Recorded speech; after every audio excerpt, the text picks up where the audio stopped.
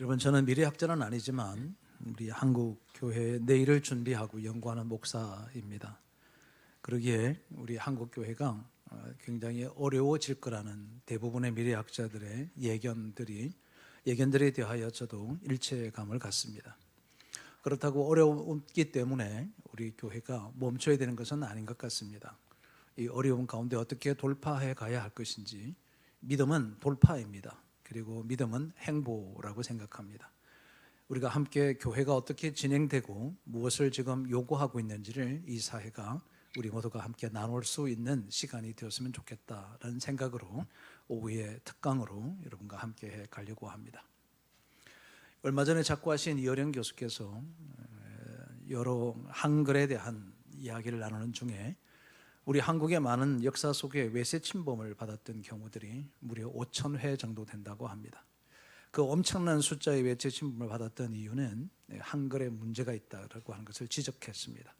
그 문제는 다름이 아니라 과거라는 한문엔 어제라는 한글이 있고, 그리고 현재라는 한문에 오늘이라는 글자 두 글자가 있는데, 미래, 내일에 대한 순수한 한글 두 글자가 없다는 것입니다.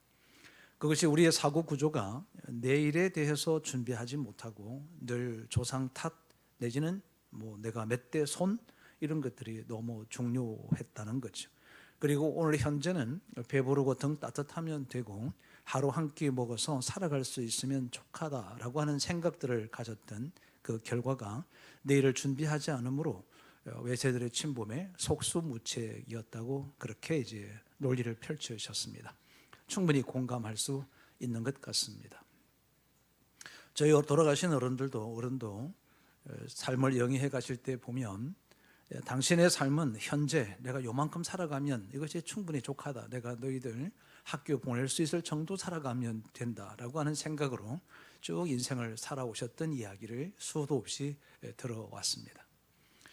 오늘 우리 본문도 보면 세 가지의 세대가 나옵니다. 첫 번째 세대는 애굽 땅에서 출애굽을 한 세대입니다. 홍해의 기적을 바라보고 광야라는 어려운 인생의 난맥 속에 있을 때에 하나님의 보호하심인 구름 기둥과 불 기둥으로 보호하심도 입고 하나님이 주시는 만나를 먹으면서 또 때로는 고기를 메추라기를 먹고 석수를 마시면서 살았던 세대, 하나님의 은혜를 목도하고 경험하고 체험한 세대가 있습니다. 그리고 그곳에서 태어났습니다. 그냥 인생의 길이 광야의 길이라고 생각하고 처음부터 초지일간 그 속에서 태어나서 많은 어려움과 난관들 속에 자랐던 세대가 있습니다.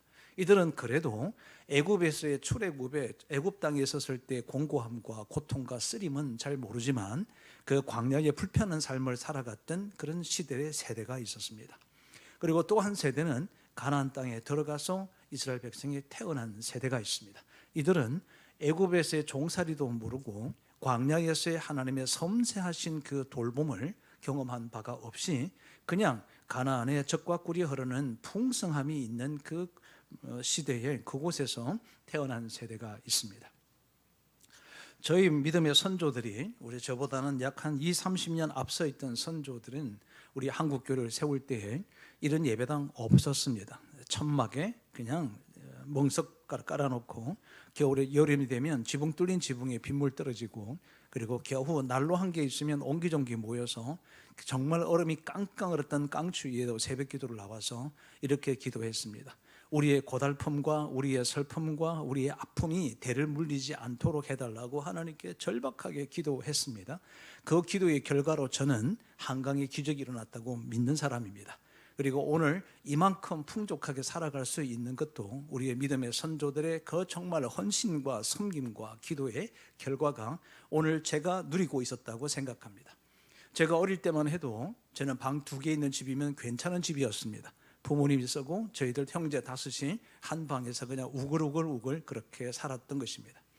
그런 세대는 고달픔은 잘 모릅니다. 보릿고개를 넘겼을 때 아픔도 잘 모르고 6.25 동란과 그리고 일제 탄압이라는 것에 대한 공고함은 잘 모르지만 그래도 그 가도기 속에서 나름대로 하나님의 은혜를 경험하고 하나님의 살아계심을 경험했던 시절을 제가 살았지만 저희 아이들 다음 세대를 가만히 바라보면 얘들은 태어나면서부터 각방 썼습니다. 응접실도 있었고 각방을 썼습니다. 얘들은 태어날 때부터 아빠가 모는 자동차를 타고 그냥 편안하게 인생을 살아왔고 지금도 풍족함 속에 살아서 저는 가나안 땅에서 태어난 세대라고 생각합니다. 그런데 오늘 본문에 뭐라고 얘기하느냐 하면 이렇게 말씀이 기록되어 있습니다. 그들은, 그 다음 세대는 여호와를 알지 못하며 여호와께서 이스라엘을 위하여 행하신 일도 알지 못하더라. 자, 여기서 알지 못한다는 것이 무엇이었을까? 여러분, 유대인들은 아이가 태어나기 전에 복중에 잉태하게 되면 엄마들이 배 위에 손을 얹고 축복기도 합니다. 그것이 라오스 하기오스라고 합니다. 라오스 하기오스는 너는 선택받은 백성이야. 너는 선민이야. 너는 태어날 때부터 거룩하게 구별된 자야. 이것으로부터 이제 그 축복 기도를 받고 이 아이를 위해서 엄마가 이제 태교를 할 때 율법을 읽어줍니다. 하나님 말씀을 끊임없이 읽어주면서 태교가 클래식 음악을 듣고 하는 태교가 아니라 성경을 들으면서 아이는 뱃속에서 자라나는 민족이 유대인입니다. 그런데 이들이 하나님을 알지 못했고 여호와께서 행하셨던 일을 알지 못한다. 저는 이 사실을 이해할 수가 없었습니다. 그래서 조밀조밀하게 이 말씀이 무엇인지를 찾아서 연구해 보니까 이 안다라고 하는 것은 체험했다, 체득이 되어졌다. 하나님의 여호와 하나님이 내 하나님이요 창조주이시고 예수님이 나의 메시아시고 그리스도라는 사실을 내가 경험되었다는 의미였고, 또 하나는 하나님께서 그렇게 하셨다는 사실을 명확하게 인식하고 인간의 노력이 아니라 내가 나됨이 전적인 하나님의 은혜라는 것을 고백했다. 이것이 안다라는 것이었습니다. 여러분, 하나님을 정말 아십니까? 여러분, 하나님께서 행하셨던 이 한국 땅에 저와 여러분이 이날까지 살아올 때까지 조목조목 만나와 메추라기와 광야와 돌보심과 구름 기둥과 그리고 구름 기둥과 불 기둥을 주셨다는 사실을 여러분 정말 기억하십니까? 그렇게 믿으십니까? 그렇다면 다시 묻겠습니다. 여러분의 자녀들은 정말 하나님을 경험했을까요?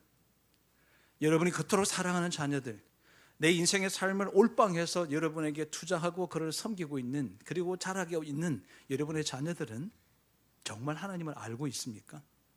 하나님께서 어떻게 행하셨다는 사실을 알고 있습니까? 우리 교회 다니는 유아에서부터 어린이, 학생부, 청년부 이들 친구들이 잘 되어져 있는 교회성에서 생활하면 교회에서 생활하고 있는 것 자체가 신앙생활일까요?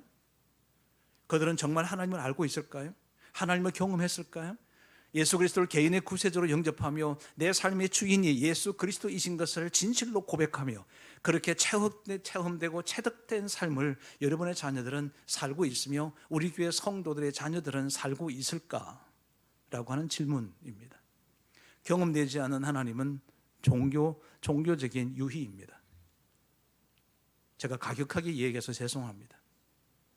제가 여러분 우리 교회와 협력해서 사역하는 기간이 이제 마무리가 되어가는 단계에 와 있기 때문에 여러분이 정말 신앙생활을 알았으면 좋겠다는 말씀을 함께 나누고 싶었던 겁니다.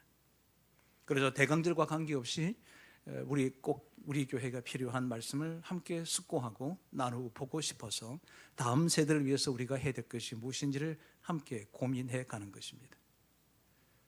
여러분, 그렇다면 우리의 자녀들과 그리고 우리 교회 다음 세대들 자라는 그들을 위해서 우리는 과연 무엇을 해야 할까라고 하는 거지. 공간을 만들어주고 교육관을 건축하고 그들에게 많은 투자를 해주면 여러분이 할 바를 다 했을까요? 나는 하나님 위해서 다 했습니다. 고르반이라고 하면 끝날까요? 그렇지 않을 것 같습니다. 우리가 해야 될 마땅히 해야 될 일이 별도로 있습니다. 오늘 사사기 2장을 통해서 오늘 저와 여러분이 다음 세대를 위해서 우리의 교회의 다음 세대를 위하고 여러분의 자녀를 위해서 내가 무엇을 해야 할지를 함께 살펴보려고 합니다. 2장 2절입니다. 2장 2절을 함께 읽겠습니다. 함께 읽습니다. 너희는 이 땅의 주민과 언약을 맺지 말며 그들의 제단들을 헐라하였거늘 너희가 내 목소리를 듣지 아니하였으니 어찌하여 그리하였느냐. 지금 개역 개정판은 이렇게 번역되어져 있었는데 이 직전의 성경인 개역 성경에는 뭐라고 기록되어 있냐면 너희가 내 목소리를 청종치 아니하였도다 그리함이 어쩌미뇨 이렇게 번역되어 있습니다. 저는 그 번역이 훨씬 와닿는다고 생각합니다. 너희가 어찌하여 내 말을 청종치 아니하였느냐 그리함이 어쩌미뇨. 하나님의 절규입니다. 내 말을 왜 청종하지 않느냐는 것입니다. 왜 너희들이 가나안 땅 약속의 땅으로 들어가면 너희들이 신상에 절을 하지 말며 우상 숭배하지 말라고 내가 너희들에게 약속하고 그렇게 부탁했건만 너희는 왜 내 말을 청종하지 않느냐는 거예요. 청종이 무엇인가요? 듣고 행한다는 뜻입니다. 왜 듣기만 하십니까? 여러분이 1년이면 52주 예배를 드립니다. 오후 예배 빠지고 수요일 금요일 다 오지 않는다 하더라도 52번의 말씀을 듣습니다. 하나님 말씀을 들었습니다. 그러면 여러분 청종해야지요. 왜 청만 하냐는 거예요. 물론 믿음은 들으면서 납니다. 그렇지만 믿음은 들으면서 나지만 내 삶이 믿음의 실체가 되기 위해서는, 믿음의 실제 존재가 되기 위해서는 여러분 행해야 하는 것입니다. 행함이 없는 믿음은 죽은 믿음입니다. 행함이 없는 믿음은 죽은 믿음입니다. 청종해야죠. 여러분 자녀들에게 보여줄 것이 있습니다. 그건 여러분이 하나님 말씀을 청종하는 것을 보여주는 거예요. 하나님 말씀하신 것을 그대로 지켜나가려고 몸부림치는 거예요. 내 몸을 쳐서 주의 뜻에, 주의 말씀에 복종해 나가는 거예요. 이게 청종입니다. 우리 다음 세대들에게, 우리 교회 다음 세대에게 보여줄 것은 청종하는 거예요. 여러분 자녀들에게 보여줄 것은 하나님 말씀에 청종하는 것입니다. 하나님 말씀을 따르지 못한 것 때문에, 행하지 못한 것 때문에 가슴을 치는 것을 여러분 자녀가 봐야 하는 거예요. 하나님 말씀대로 살지 못한 것 때문에 마음 아파하고 괴로워하고 고통받고 스스로 자기를 하나님 앞에 다시 굴복시키기 위해서 애쓰는 마음들이 여러분의 자녀들에게 전달되어져야 합니다. 우리 주일학교 교사들이, 학생부 교사들이, 청년부와 함께하는 성도들이 그들 앞에서 하나님 말씀대로 청종해가는 그런 삶을 우리가 보여준다면, 그렇게 살아낸다면 저는 가나안 땅에 주신 하나님의 축복의 삶이 저와 여러분과 여러분의 후손, 자자손손 하나님께서 이어지실 것이라고 저는 믿습니다. 저는 우리 자녀들에게, 우리 아이들에게 그렇게 하고 싶은 거죠. 그렇게 함으로 하나님께서 약속하신 일, 역사들이 일어날 것을 기대하는 겁니다. 사랑하는 성도 여러분, 듣는 것에 족하지 마십시오. 청종하십시오. 청종은 살아있는 믿음의 징표입니다. 내가 믿음이 살아있다 죽었다를 단순하게 결정하는 방법은 내가 그 말씀하신 대로 살아가느냐 그렇지 않느냐가 내 믿음의 삶이 살아있고 죽은 믿음인지를 가번에 결정하는 지표가 될 것입니다. 다음 세대를 위해서 우리가 할 일이 뭘까? 두 번째는 3절에 이렇게 기록합니다. 3, 4절을 읽습니다. 함께 읽습니다. 그러므로 내가 또 말하기를 내가 그들을 너희 앞에서 쫓아내지 아니하리니 그들이 너희 옆구리에 가시가 될 것이며 그들의 신들이 너희에게 올무가 되리라 하였노라. 여호와의 사자가 이스라엘 모든 자손에게 이 말씀을 이름해 백성이 소리를 높여 운지라. 여호와의 사자가 이스라엘 모든 자손에게 말씀이 선포되자 백성이 소리를 높여 울더라 하는 거지. 여러분 하나님 말씀을 듣고 그렇게 살지 못한 것 때문에 울어보신 적은 얼마나 되십니까? 내가 하나님 말씀대로 살지 못하고 청종하지 못한 것으로 인해서 하나님 말씀을 듣는데 내 마음에 가슴을 치고 진동이 되는 대로 하나님 하염없이 흘려봤던 눈물을 흘린 적이 언제 있습니까?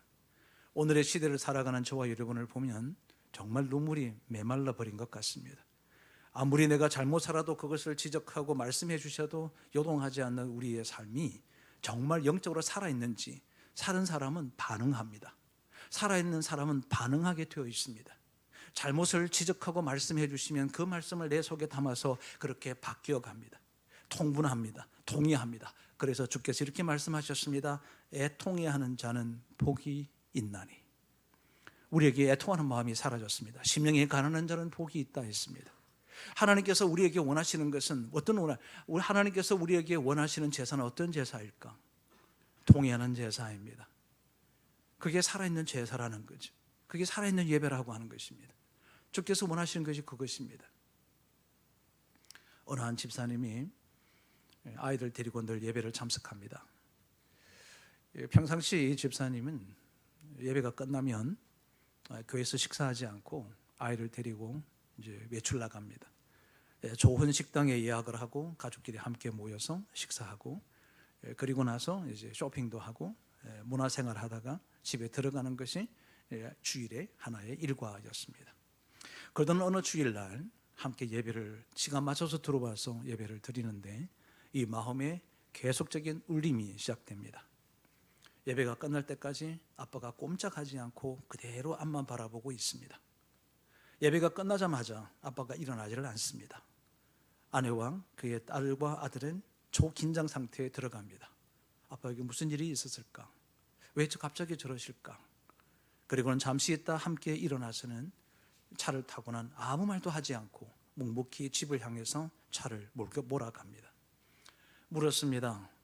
아내도 묻고 딸도 묻고 아들도 물었는데 이 집사님이 어떤 얘기도 하지 않고 아파트 주차장까지 곧장 가서 파킹하고는 손살같이 안방으로 들어가고 문을 잠궈놓고 30분 동안이나 나오지 않습니다. 도대체 무슨 일이 있는지를 알 길이 없는 가족들은 초긴장 상태로 아빠가 나올 때까지 기다려 보았습니다. 그리고 문을 열고 나오는데 아빠가 눈이 퉁퉁 부어서 하염없이 흘렸던 눈물의 자국들을 안고 문을 열었습니다. 다들 가족들이 왜 그런지를 아빠에게 물었습니다. 그때 아빠가 이렇게 얘기했습니다. 오늘 내가 하나님 말씀을 듣는데 목사님을 통해서 주셨던 그 말씀이 내 마음에 엄청나게 나를 때려서 너무나도 마음이 아팠고 해결할 것들이 순식간에 스쳐가는 것을 경험하게 되어서 무슨 말을 해야 될지 할 수가 없고 많은 사람들 앞에, 가족들 앞에 눈물을 흘릴 수가 없어서 꾹 참고 집에까지 와서 이것이 하나님 앞에 회개했다고 합니다. 그런 부모를 바라보는 자녀들 곁길로 갈까요? 그렇게 엄마 아빠가 자기를 쳐서 자기 몸을 쳐서 주의 뜻에 복종하고 그렇게 살지 못한 것 때문에 가슴 아프고 회개하는 부모를 바라보는 자녀들 곁길로 갈 수 있을까요? 우리의 성도들이, 교인들이 와서 여기 슬피 웁니다. 하나님 말씀대로 살지 못한 것 때문에 웁니다. 아이들이 묻습니다. 선생님 왜 무슨 일이 있으세요? 아니야, 오늘 내가 하나님 말씀을 듣고 그렇게 살지 못한 것 때문에 가슴이 아파서 하나님께 회개 기도했단다 라고 하는 이야기를 듣는다면 우리 자녀들이, 우리 다음 세대들이 견나갈까요? 그렇지 않을 것 같습니다. 사랑하는 성도 여러분, 신앙이 무엇입니까? 회개하는 겁니다. 후회하는 게 아닙니다. 바꾸는 것입니다. 왜 우리는 후회만 할까요? 왜 그렇게 살 걸만 할까요? 내가 왜 이렇게 살지 못했을만 자책만 할까요? 회개는 후회하고 그리고 돌이키는 겁니다. 바꾸어서 산다는 것이 개자입니다. 회개하십시오. 그래서 이 교회를 뭐라고 얘기했냐면 이렇게 얘기합니다. 그러므로 그곳을 이름하여 복임이라 하였다. 복임이 무슨 뜻이냐면 우는 자들이라는 뜻입니다. 저는 우리 청지기 교회가 복임이 되었으면 좋겠습니다. 우리 청지기 교회 기도실이 복임이 되었으면 좋겠습니다. 우리 교회 청지기 교회 성전이 하나님 앞에 그렇게 살지 못한 것 때문에 가슴을 치며 회개하고 애통해하는 눈물의 성전이 되었으면 좋겠습니다. 메말라 버린 우리의 눈물, 메말라 버렸던 우리의 심정, 애통함이 사라져버린 우리의 심정, 삭막하게 짝이 없는 우리의 심장을 털어내고 하나님의 은혜로 젖어져서 하나님의 은혜로 살아가며 회개하며 통회하며 애통해하며 살아가는 그런 저와 여러분이 되기를 진심으로 바랍니다. 다음 세대를 위해서 우리가 할 일이 무엇일까? 교육관을 크게 지어서 주십시오. 정말 바람직합니다. 많은 선생님들이 지원해서 일을 해 주십시오. 정말 필요합니다. 그들에게 엄청난 예산을 쏟아부어서 그들이 마음껏 풍족함이 없이, 조금 부족함이 없이 풍족하게 그들이 살아갈 수 있도록 여러분이 환경을 만들어 주십시오. 필요합니다. 그런데 여러분, 정말 필요한 것이 있습니다. 세 번째는 5절의 말씀에 이렇게 기록합니다. 그곳을 이름하여 복임이라 하고 그들이 거기서 여호와께 제사를 드렸더라. 예배를 회복했다는 뜻입니다. 사랑하는 성도 여러분, 이 사람이 성숙한지 아닌지를 판가름하는 기준이 있습니다. 예배자가 되는 것입니다. 하나님은 하나님을 사랑하는 자는 예배하는 자를 사랑한다고 하셨습니다. 우리는 진정과 진정과 영으로 하나님을 예배하라고 했습니다. 정말 우리가 하나님 앞에 예배하는 자로 세우실 때 우리의 성숙함이 더 나아갈 것입니다. 다음 세대를 위해서 왜 여러분 시간을 맞춰서 교회에 참석하십니까? 내가 누군가 귀중한 사람을 약속하면 내가 약속해야 될 사람과 만나야 될 사람이 있으면 시간을 정확히 지키십니까? 물론 그것도 좋을 거라고 생각합니다. 저는 미리 갑니다. 미리 가서 그 사람과의 만남을 기대합니다. 오늘도 나를 이끌어 주시는 그 하나님에 대한 기대하고 섬세하게 귀를 기울여 보려고 합니다. 마음의 준비를 합니다. 시간 맞춰서 가면 왠지 마음이 쫓기는 것 같습니다. 내가 나보다 더 나은 사람을 만나면 저는 3, 40분 전에 미리 나가서 대기하기도 합니다. 그런데 하나님을 만나는 시간, 그 하나님을 만나기 위해서 좀 더 이런 시간에 나오면 안 될까요? 우리 아이들을 서둘러서 얘기합니다. 얘들아, 오늘은 하나님을 예배하는 날이야. 그리고 일찍이 깨워서 일찍이 준비시켜서 미리 헌금도 준비시키고 옷 입을 옷도 미리 준비시키고 식사도 미리 준비시켜서 일찍이 같이 하고, 그리고 함께 일찍이 와 경건하게 하나님 앞에 미리 먼저 와서 마음의 자세를 옷깃을 여미고, 그리고 말씀을 다시 한번 읽어보고 찬송에 대해서도 한 번 더 바라보고, 그리고 하나님께 예배를 드리는 자와, 여러분 시간을 딱 맞춰서 예배 시간에 참석하고 그냥 앞만 보다가 예배 축도 끝나면 돌아가는 예배와 예배자와 그 삶의 그들의 자손들, 그와의 삶 속에 역사인 하나님은 같지 않을 거라고 생각합니다. 우리는 예배자입니다. 여러분 자녀들에게 예배를 회복하는 것을 보여주십시오. 가정 예배를 회복하십시오. 개인의 예배를 회복하십시오. 여러분 하루에 내가 10분 시간을 낼 수 없는 사람은 이 땅에 아무도 없을 것입니다. 여러분 드라마를 보거나 다큐멘터리를 보거나 영화를 보거나 내가 쇼를 보거나 어떤 프로그램을 바라보는 데는 30분, 40분, 50분도 줄기차게 바라보면서도 내가 하나님 앞에 10분 찬송 한 곡을 부르고 성경 한 기절을 읽는 것조차 할 수 없다면 진정한 예배자인가?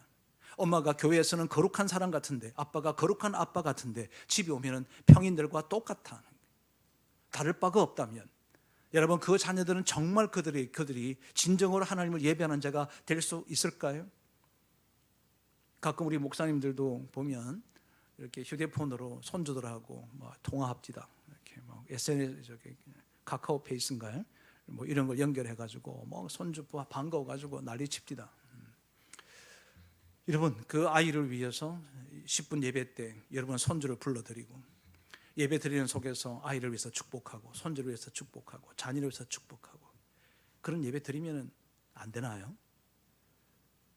정말 하나님 앞에서 좋은 보고 싶은 드라마를 보는 것에 집중하는 것보다도 작은 시간을 내어서, 얘들아 우리 9시 30분이면 너희들이 어디 있든지 그곳에서 하나님께 예배했으면 좋겠다. 그리고 함께 둘러앉아 화상으로 보고 여러분이 하나님께 예배 드리고 그 아이를 위해서 축복하고 손주를 해서 축복하고, 그게 신앙인의 가정 아닐까요? 그게 우리 다음 세대가 진짜 해야 될 일 아닐까요? 여러분의 자녀들을 사랑해서 물질을 유산을 주고 필요한 것들을 다 공급해 주는 것이 진짜 사랑일까요? 그랬습니다. 가나안 땅에 들어갔습니다. 젖과 꿀이 흐르는 가나안 땅에서 풍족하게 누립니다. 그런데 성경은 기록하기를 그들은 하나님을 알지 못하고 하나님의 행하신 일도 알지 못했더라고 한다면, 여러분이 그 엄청난 유산과 상속을 준 것이 무슨 의미가 있죠? 그들이 영생을 소유하지 없다면, 그들이 구원받은 자가 아니라면, 그냥 교회에 종교인으로서 출근하고 있다면 여러분 그들에게 풍성한 것은 과연 어떤 의미가 있을까요? 아무 의미가 없는 겁니다. 창고 곳간에 가득히 찬 곳간이 있었는데 아무런 의미가 없는 것입니다. 차라리 굶주려서 가난하고 정말 조끼 하나밖에 입지 못한다더라도 구원받은 사람이, 영원한 생명을 소유한 사람이 저는 훨씬 더 복됩니다. 아니요, 비교할 수 없는 복입니다. 영생을 소유했잖아요. 하나님을 알고 하나님의 행하신 일을 알아가는 다음 세대를 세워가는 예배자가 되시기를 주의 이름으로 축복합니다. 오늘부터 하십시오. 청종하십시오. 오늘 내가 목사님께 말씀을 들어 나 혼자 예배 드리면 안 됩니까? 하나님 앞에 경건하게 예배를 드리면 안 되나요? 우리 자신, 여러분의 손주와 자식들을 위해서 일일이 축복하면 안 됩니까? 할 수 있잖아요. 해도 되잖아요. 저는 여러분이 그런 예배를 회복하는 예배자가 되시기를 진심으로 바랍니다. 이것이 여러분 다음 세대를 위해서 우리가 할 일이에요. 마지막 네 번째는 좀 건너뛰겠습니다. 18절의 말씀입니다. 18절의 말씀을 함께 읽겠습니다. 여호와께서 그들을 위하여 사사들을 세우실 때에는 그 사사와 함께 하셨고 사사가 사는 날 동안에는 여호와께서 그들을 대적의 손에서 구원하셨으니 이는 그들이 대적에게 압박과 괴롭게 함을 받아 설피 부르짖음으로 여호와께서 뜻을 돌이키셨음이거늘. 다음 세대를 위해서 민족의 사사를 세워야 합니다. 교회가 이 땅에 존재하는 이유는 이 교회 속에서 자라나는 우리 아이들이, 다음 세대들이 민족의 지도자가 되게 하는 것이 있어야 합니다. 이 어른들인 저와 여러분은 할 일이 뭐냐 하면 유비무한 우리나라의 다음 세대, 우리 한국 기독교의 다음 세대를 위해서 이들에게 집중해야 합니다. 지난 화요일에 김포에 목사님들 300분 모인 곳에 강의를 하러 갔습니다. 2시간 강의를 끝내고 나서 그 임원들과 함께 제가 차를 마시려고 저를 자꾸 4층으로 오래요. 저는 담임 목사실에서 대기하고 있는데 자꾸 4층으로 오래요.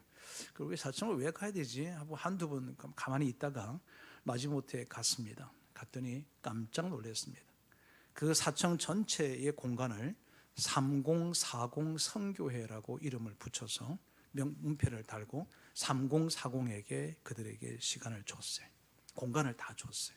자기들이 카페를 만들고, 자기들이 공간을 만들고, 자기들이 타가실과 유아실을 만들고, 그러니까 우리 아이들이 화장실도 조그만하게 만들어 놓고 자기들이 다 꾸민 거예요. 다 꾸몄어요. 교회는 다음 세대를 위해서 존재해야 합니다. 우리 기성세대들이 좀 불편하고 부족함이 있고 뭔가 불편함이 많아도 다음 세대들에게 그들에게 공간과 자리와 시간과 물질을 투자해서 우리 교회 안에 민족의 사사들, 민족의 지도자들이 나와야 합니다. 나는 우리 교회 다음 세대들 가운데 우리나라 대통령도 나왔으면 좋겠고 우리나라의 정치, 경제, 사회 전반에 필요한 인물들이 우리 교회를 통해서 자라났으면 좋겠습니다. 그렇게 되도록 여러분이 함께 틀을 만들어 주셔야 합니다. 다음 세대를 위해서 내가 은혜 받는 것으로 족하지 말라는 거예요. 내가 편안함을 유지해서 찾아가지 말라는 거예요. 우리의 다음 세대들의 공간과 그들의 삶을 위해서, 그들을 위해서 우리의 부족함과 우리의 불편함을 감수하고라도 다음 세대를 통하여 우리 교회를 통해 민족의 사사들이 세워지기를 간절히 바라는 그런 저와 여러분이 되었으면 좋겠습니다. 오래전에 안성의 북쪽에 있는 곳에 시골교회에서 저를 부흥회로 초대해 주셨습니다. 의미 있는 부흥회라고 합니다.